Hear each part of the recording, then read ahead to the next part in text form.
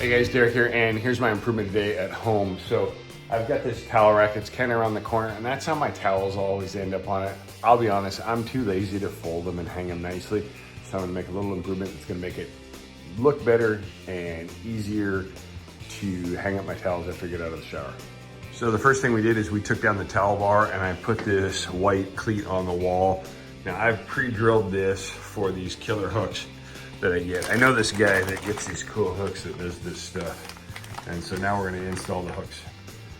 This is how these hooks work, is they've got two dowels on the back. These are on 32mm system.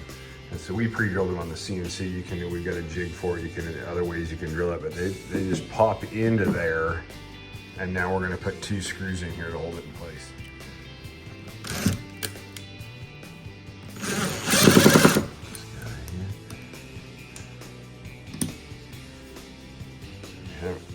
Got all the hooks in place. I'm gonna put some caps on this from work so you don't see those, but now we're all set, ready to roll.